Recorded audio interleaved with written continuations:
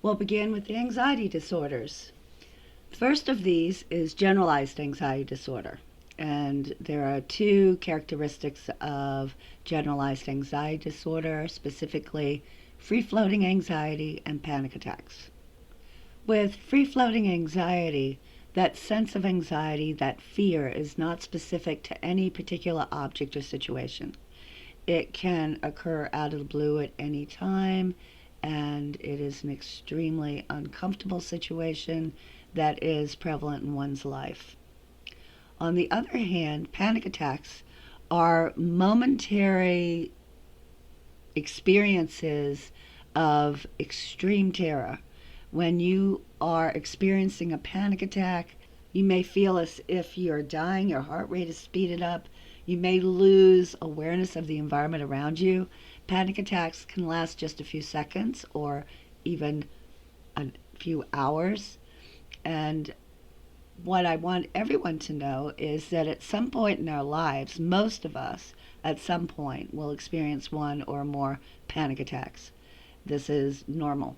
However, for a diagnosis of generalized anxiety disorder to occur, we need to experience free-floating anxiety, fairly consistent anxiety throughout our daily lives, as well as frequent panic attacks. The second anxiety disorder that I want you to know is specific phobia. And here, the anxiety is specific to some particular object or situation. And I think you've probably used the term phobia or phobic in your daily lives. And so this should be fairly easy to understand and remember. Specifically, there are two criteria for a specific phobia to be diagnosed. There should be avoidance of the feared object or situation, and this should give rise to complications in daily life. Most of us are afraid of some things. Some of you are probably afraid of spiders or snakes or other types of objects or situations, but it's not going to be diagnosed as a psychiatric disorder, specific phobia, unless it seriously complicates your daily life. For instance, for those of us living in urban environments, having a fear of snakes is not going to in any way complicate our lives, at least for the most part. However, if you live in an urban environment and you are unable due to anxiety to take an elevator, this could restrict your activities or even the type of job that you can get to support yourself. So I want you to know two specific phobias, agoraphobia and xenophobia. Many of you probably already have some knowledge of agoraphobia. It involves an inability to leave home or an inability to, oh dear, leave a specific room of your home. And boy, this seems apt today, huh? If someone is agoraphobic, this is a very debilitating disorder.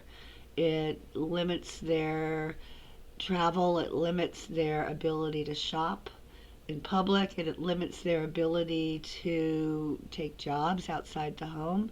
In fact, if someone is agoraphobic, then even just stepping for a moment outside the home can lead to an enormous amount of anxiety that's only reduced when they step back inside. I also want you to know the term xenophobia. Xenophobia refers to anxiety related to unfamiliar people or people from different backgrounds than yourselves. Notice that xenophobia starts with the letter X, but it's pronounced with a Z. I also want to present some other types of phobias just to show the wide range of objects and situations that can cause people fear. And if we were in class, we would make this sort of a game, and I would ask you to guess the name of the phobia. For instance, fear of heights, acrophobia, fear of flying, aerophobia. Or we could try it the other way. What do you think astrophobia is? It's a fear of thunder and lightning. Can you guess what bibliophobia refers to? It's a fear of books. What about chronometrophobia? It's a fear of clocks. I think you probably know what I mean when I say claustrophobia. It's a fear of confined spaces. Coulrophobia is a fear of clowns. There really is such a thing.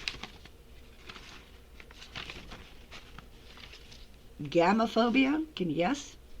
Is a fear of marriage. You may already know what I mean by hemophobia. It's a fear of blood. Hydrophobia, can you guess? Fear of water. Monophobia is a fear of being alone. Pyrophobia, can you guess? It's a fear of fire.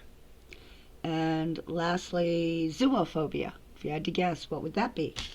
That is a fear of animals. So you really don't need to know all those terms, all those different types of phobias, but it's interesting that there are so many different types of situations and objects that can give rise to phobic responses. Next, we have obsessive-compulsive disorder, which until the most recent edition of the DSM was considered to be an anxiety disorder. It also was in this category of anxiety disorders. Now, obsessive-compulsive disorder has been removed from the anxiety disorders and it has been given its own psychiatric category. The reasoning was that with obsessive-compulsive disorder, executive functions such as attention appear to be impaired. So once again, obsessive-compulsive disorder no longer considered an anxiety disorder, now it's in its own psychiatric category.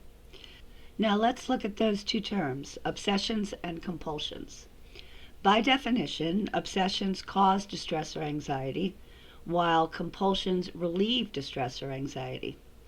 In past versions of the DSM, obsessions were said to be thoughts that cause distress or anxiety, and compulsions were considered to be behaviors that reduce distress or anxiety. However, that has changed, and the distinction between thoughts and behavior have been removed from these definitions. As you may already know, obsessive-compulsive disorder may involve ritualistic activities. For instance, one might lie in bed obsessing over whether or not the door is locked or the stove is off, and the individual experiences anxiety building up until they get out of bed and go check the door yet again or go check the stove to make sure it's off. And then they go back to bed and the anxiety builds up again until they are essentially compelled to go look at the front door lock or at the stove again. Your thinking pattern may be, I know I locked it, I double checked it, but did I really? And so, again, this can be a ritualistic activity that disrupts one's daily life. In that illustration, you have an obsession that does involve thinking or thoughts, and the compulsion is a behavior. The individual feels she or he must get up and check the door or the stove. But there are situations where people with OCD, obsessive-compulsive disorder, may not show this kind of behavior versus thought pattern distinction. One of my favorite case studies involves a woman who was obsessed with colors. She would experience severe anxiety when she encountered certain colors like red, yellow, orange that she considered to be hot colors. And she could only reduce her anxiety by looking at colors such as green, brown, blue that she considered cool colors. So while she was in therapy, the therapist taught her to carry pieces of fabric around with her.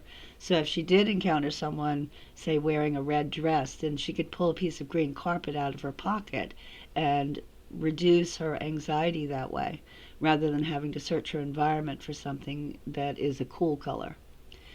So then she was able to learn to deal with it even better by, instead of having to carry fabric around in her pocket, if she encountered a color such as red or orange or yellow that caused her to feel anxiety, she could just then imagine green, brown, or blue.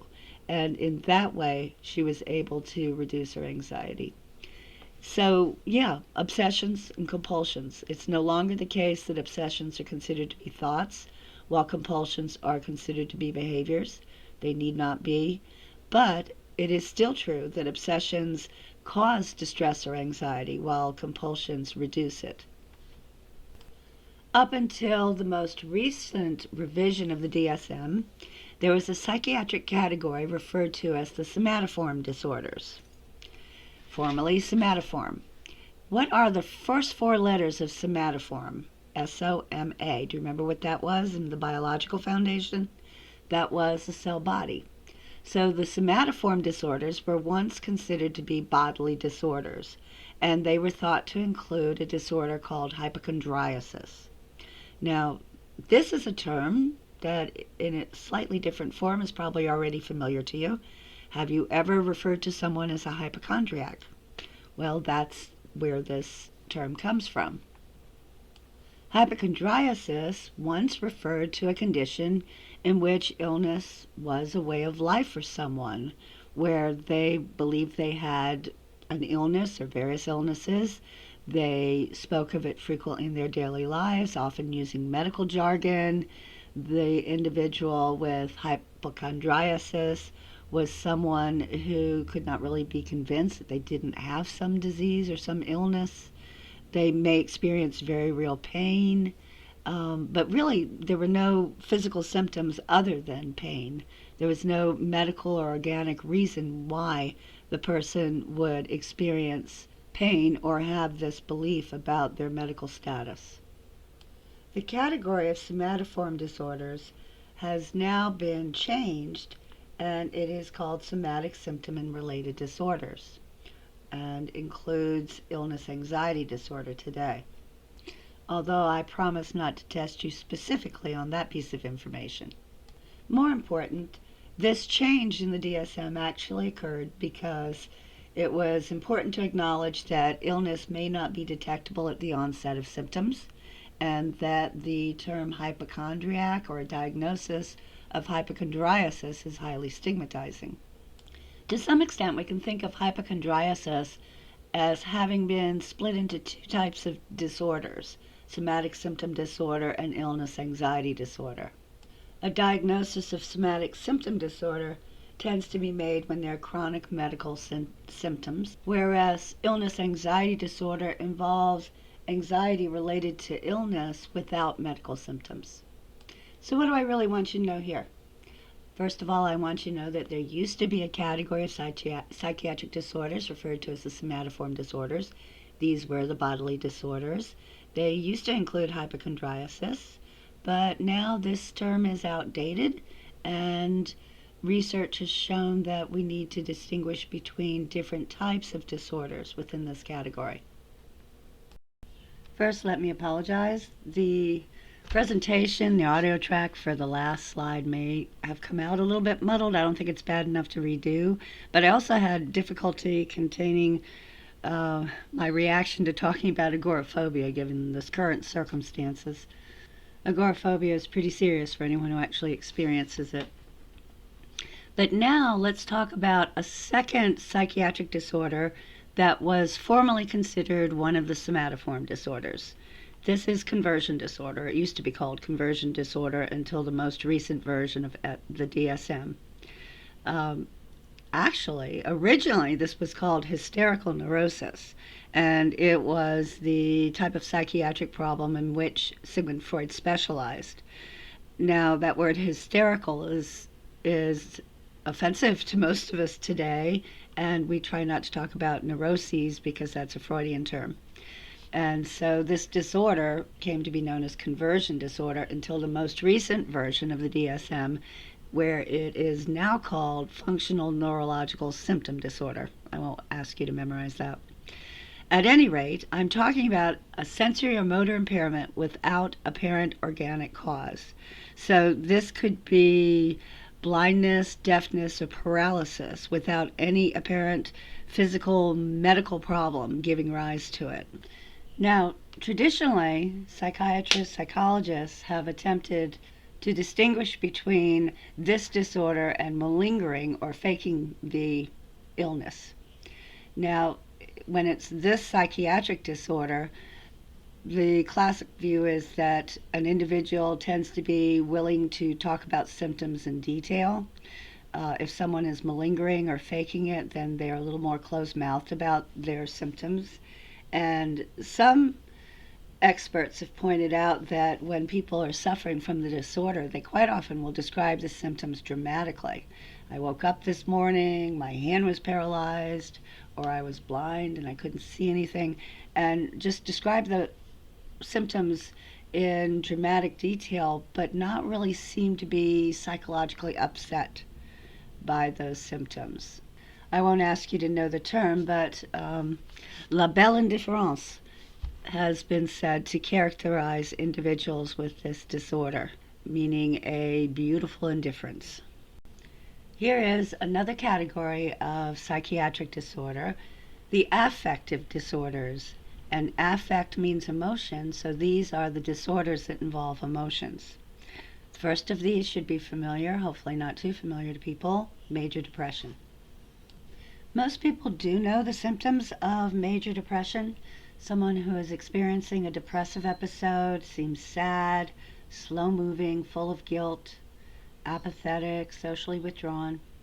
I would also like you to know that major depression is associated with decreased levels of two neurotransmitters in the brain. These are serotonin and norepinephrine. Now, other neurotransmitters also have been shown to be involved in depression, but these two, serotonin and norepinephrine, our knowledge about those neurotransmitters has played a major role in the design of drug therapies to treat this disorder. Obviously, drug therapies that increase levels of these neurotransmitters can alleviate symptoms of depression. A second affective disorder involving the emotions, is bipolar disorder. And bi, of course, means two. And bipolar disorder, as many of you already know, involves both depressive symptoms and manic symptoms. So with bipolar disorder, there are alternating episodes of depression and mania.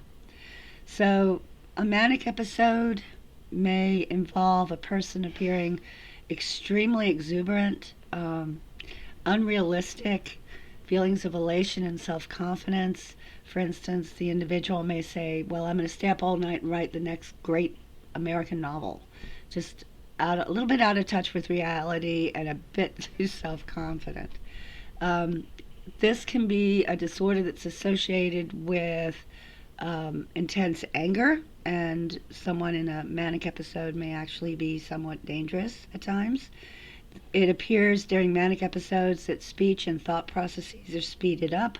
The individual flits from topic to topic, and the person appears restless and hyperactive. So I'm sure you're going to recognize the characteristics of a manic episode and know that that is associated with bipolar disorder. It's important to note that bipolar disorder typically involves mood swings with depression and manic episodes. A few patients will only exhibit mania, but frankly, if someone is institutionalized with symptoms of a manic episode, the assumption is that they have been depressed in the past and it was undetected, or that they will experience depressive episodes in the future.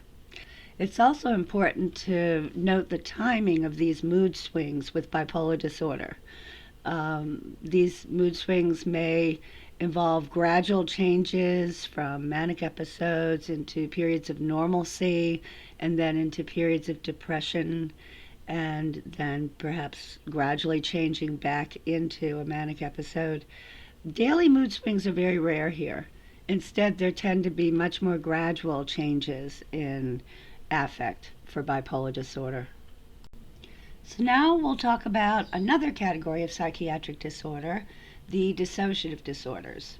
Now, the word dissociative means splitting, and here it may involve splitting of identity from memory, as occurs with amnesia. In amnesia, an individual forgets his or her past experiences, and we've talked about amnesia in the context of memory previously for the course, but this is a different type of amnesia. This is psychogenic amnesia.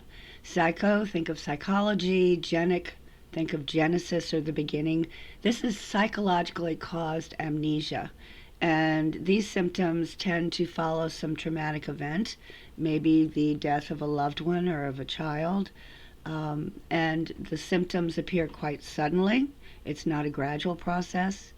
And the memory loss appears to be selective. For instance, if you are experiencing psychogenic amnesia, then you may remember how to knit, but you don't remember that it was your grandmother who taught you to knit. Or you may remember that your favorite music is classical or rap or something, but you don't remember any concerts that you attended. So, amnesia is a dissociative disorder. You need to know that. And with amnesia, an individual forgets her or his past experiences. And if it's psychogenic or psychologically caused, symptoms appear quite suddenly, and they do tend to be selective. A second dissociative disorder is fugue, and fugue literally means flight. And here you have an individual, for psychogenic reasons, experiencing amnesia, but there's the added symptom of flight, meaning the individual leaves home and starts a new life elsewhere, perhaps under a new identity.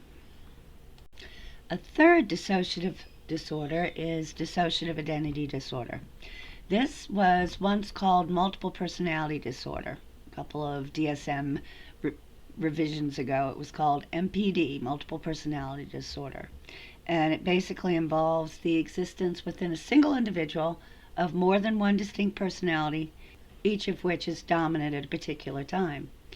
Now, research has shown that this is a very rare disorder, but among the individuals exhibiting these symptoms, about more than 95% have experienced child abuse. And the idea is that at these times of severe abuse, trauma, the personality splits apart, and certain parts of the personality are sort of in charge of dealing with a particular type of situation, whereas other personalities may break apart and they're responsible for dealing with other types of situations. Now, typically, not very much data, but typically there is one personality that is dominant at a time. And someone who's experiencing dissociative identity disorder, one of the first detectable symptoms are blackouts, times when an individual appears to have gone on with their daily life, but they have no memory of what they did during that time period. Some of you may already be familiar with this disorder because you've seen the movie Sybil, about a woman with multiple personalities. It's a difficult movie to watch, but I recommend it. But another film that came out even before Sybil was The Three Faces of Eve, and that's what I'll use here for an illustration. In The Three Faces of Eve, originally it was published as a monograph by the therapist who worked with the individual. A woman came into therapy, and she was a very timid woman, and whose life was very much wrapped up in taking care of her children and her husband. And she came into therapy because she was just not happy. And after a few therapy sessions, what her therapist noticed was that one day this woman was sitting in a chair and she suddenly just leaned forward and froze. And then she lifted her head up and just in a very vibrant voice said, "Hi, Doc." And apparently this was her second personality. Now, the therapist decided to call the woman Eve White because he decided to write this up as a monograph. And he spoke of the new personality, the vibrant one, as Eve Black. Now, the two personalities were quite different. For instance, Eve White was very timid, wanted to stay home with her family. Eve Black liked to go out dancing at night, put on a red dress, dance with men she didn't even know. Just two very different personality styles. And Eve White was not aware of Eve Black's activities when Eve Black was the dominant personality. It's also interesting that the therapist reported that Eve Black had an allergy to hosiery, and whereas Eve White did not. And some of the different anecdotes about individuals with dissociative identity disorder are that, one personality may need glasses, another one doesn't. One can play the piano or speak another language, another one doesn't. Some researchers have actually administered the MMPI, the Minnesota Multiphasic Personality Inventory, to individuals with this diagnosis and reported that there are, in fact, distinct personalities. It's also, I think, interesting that when you look at someone who has multiple personalities, that some of those personalities can be children, some can be male, some can be female, some can be adults, some can be elderly. It's just different personalities within a single individual, according to experts who've studied it. But getting back to the story of Eve White and Eve Black, years ago, another book came out, and this was called I'm Eve. And it was actually the woman who had been in therapy and who ended up not just being the subject of the therapist's monograph, but also the therapist made a great deal of money with a Hollywood film called The Three Faces of Eve. So this woman published her own book. She was very critical of the therapy that she received. She said that it wasn't just, two personalities that needed to be reunited and so she would be cured. Instead, she had 20-some personalities, and that she was not cured by therapy, that there was no real integration of her personalities as a result of therapy. And she also, I think, justifiably complained that her therapist made an enormous amount of money off of her condition, and that she essentially did not receive a penny. At any rate, multiple personality disorder, a very rare disorder, but one that's well accepted by the psychiatric and psychological community today. Lastly, we need to talk about the category of psychiatric disorder referred to as the schizophrenias. This is the most common type of psychosis or thought disorder. In fact, Bloehler coined the term in 1911 because he assumed the disorder involves splitting of thoughts from emotions.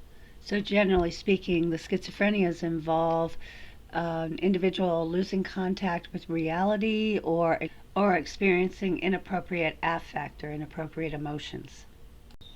Here are the symptoms of schizophrenia. Essentially, schizophrenia involves thought disorders or apparent difficulty arranging one's thoughts logically. There may be delusions or hallucinations, and I want you to know those two terms and be able to distinguish between them. Delusions are false beliefs. So there can be delusions of grandeur, for instance, believing that one controls other people's behavior, or believing that one is some famous individual like Jesus or Napoleon Bonaparte, although the latter are very rare forms of schizophrenia. An individual diagnosed with schizophrenia may also experience delusions of persecution, believing that other people are out to harm them, or delusions of control, maybe believing that some other being or other people or even the television set are controlling one's thoughts. So delusions are false beliefs, and very strongly held false beliefs for someone with schizophrenia. Schizophrenic individuals may also experience hallucinations, and these are perceptions of stimuli that are not actually present in the environment. So a very common type of hallucination involves auditory hallucinations, hearing voices or sounds that are not actually present in the environment. Maybe a voice telling you to do something that you know would be a terrible thing to do. There may also be visual hallucinations, seeing things or seeing people that are not actually present in the environment. Less often, there are hallucinations with odors, maybe smelling something burning, or tactile hallucinations, feeling bugs crawling on your body. So I want you to know the difference between the delusions and hallucinations. Don't confuse the two. Now, schizophrenia is also a disorder that involves the emotions. There can be emotional disturbances. For instance, inappropriate affect, hearing that someone you loved has died and then just laughing hysterically, although I imagine that can happen without schizophrenia. But just a tendency for that type of inappropriate affect to occur across situations. Or, and this is more common, the individual may experience emotional blunting, meaning they do not experience the intense kinds of emotions that other people do. The face of someone with schizophrenia may often appear mask-like because it doesn't actually show emotional changes. Give you an anecdote. I won't mention the person's name, but many years ago, in another place and time, I had a student who came up and told me she was schizophrenic, and she basically, I think I may have mentioned her to you before, but she was doing very well in her coursework. She had learned to identify when a schizophrenic episode was beginning, and she sought help from her therapist when that occurred. But previously, she had been incarcerated for more than 16 years and undergone electroconvulsive shock therapy many times. But when I knew her, she was doing great. She ultimately went to graduate school, got her master's. But one of the things that we talked about when I was mentoring her was that it could be helpful to her socially to mirror other people's facial expressions. I'm not a therapist. I shouldn't give, advice along those lines, but she ultimately did say it was helpful. And so basically, instead of presenting a mask-like face to the world that shows little or no expression, she began to just watch people closely and try to be in the moment with them and to have her face reflect what other people's faces were showing. And she, did very well and was interacting with other people socially more during the time that I knew her. Finally, regarding schizophrenia, I want you to know that schizophrenia involves increased levels of the neurotransmitter dopamine in the brain. And we've known this for many years. Frankly, at the turn of the last century, not the most recent one, the drug cocaine was legal and it was available in very pure form. And what we saw at that time were individuals who were said to show cocaine psychosis. And the symptoms of cocaine psychosis were identical to those of paranoid schizophrenia. And today we know that cocaine increases levels of dopamine in the brain, which is perhaps comparable to the increases of dopamine that are seen with schizophrenia. And obviously, drug therapies for schizophrenia often involve reducing levels of dopamine. Now, other neurotransmitters have also been shown to be associated with symptoms of schizophrenia, but I really just want you to know at this point that dopamine is definitely involved. So once again, here are the psychiatric disorders that I'd like you to know from the Diagnostic and Statistical Manual, 5th edition, and also I'd like you to read your textbook about personality disorders. Again, I want you to know the categories of the disorders as well as the symptoms of specific disorders. And I want to point out that therapies for these various psychiatric disorders really depends upon the training and psychological perspective of the therapist.